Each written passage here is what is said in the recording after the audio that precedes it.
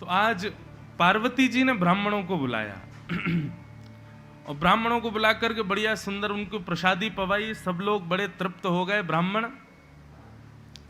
और ब्राह्मणों को तृप्त करके पार्वती जी बोली, हम अपने मन से दक्षिणा नहीं देना चाहती, आप मांगिए, आपको दक्षिणा में क्या चाहिए हम वो देंगे।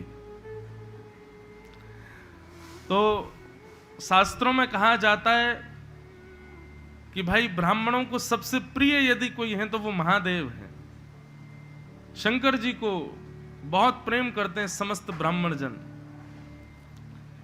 तो सब ब्राह्मणों ने आपस में वार्ता की, बोले क्या मांगे दक्षिणा। तो पार्वती जी से कहा, एक काम कीजिए, आप हमको दक्षिणा में महादेव दे दो, आपके पति देवी हमको दक्षिणा में दे दो।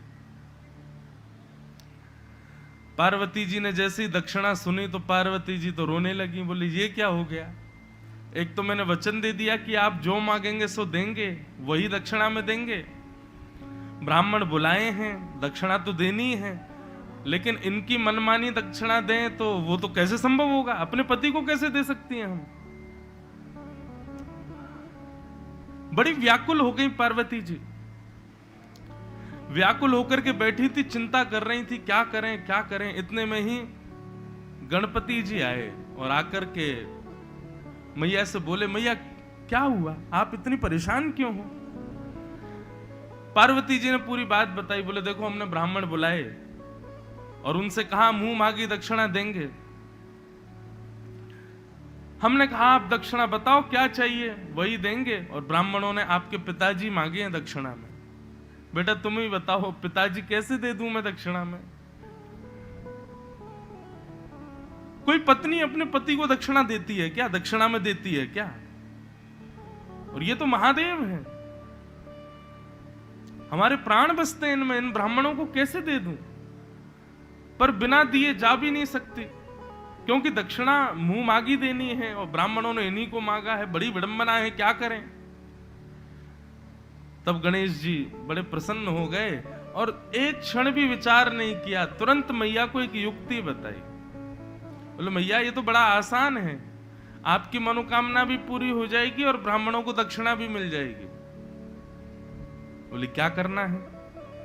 बोले पहले तो आप पिताजी को दक्षिणा में दे दीजिए ब्राह्मणों को, और फिर ब्राह्मणों को यजमान दक्षिणा देता है और फिर बदले में आशीर्वाद मांगता है।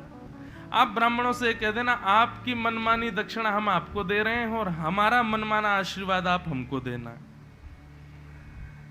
पार्वती जी बोली अच्छा, और बोले आप यही करना, दक्षिणा में पिताजी को दे देना और फिर कहना कि ऐसा आशीर्वाद दो कि हमारे पतिदेव हमको छोड़ के कभी ना जाएं, हम सदा सौभाग्यवती रहें, सदा हम इसी प्रकार आनंद से अपने पातिव्रत धर्म का पालन करें, ये आप आशीर्वाद मांग लेना।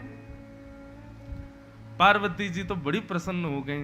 उमा सुतम शोक विनाश कारकम, जो उमा यानी कि पार्वती के शोक को भी दूर करते हैं। पार्वती को कैसा शोक, ऐसा शोक। पार्वती जी गई और जाकर के शंकर जी का हाथ ब्राह्मणों के हाथ में दे दिया। बोले लीजिए आपकी दक्षिणा। लेकिन ब्राह्मण देवता, दक्षिणा आपके मन की मिल गई, अब आशीर्वाद हमारे मन का दो। ब्राह्मण तो बड़े प्रसन्न हो गए, बोले मांग लो मैया, जो मांगोगी सो देंगे। नीचे बैठ करके पार्वती जी ने सर झुका के कहा कि ऐसा आशीर्वाद दीजिए कि हमारे पति एक क्षण के लिए भी हमसे कभी दूर ना जाएं, हमारा पातिव्रत धर्म सदा बना रहे, हम सदा अपने पति की सेवा में बैठी रहे। ब्राह्मण देवता पहले तो दुखी हुए, बाद में मुस्कुरा गए और तभी देखे कि दूर महाराज मोदक खा रहे गणेश जी बैठे हैं। बोले कि यही है कारण, इन्हीं की ही बुद्धि है जो ये आपने आशीर्वाद मांगा है।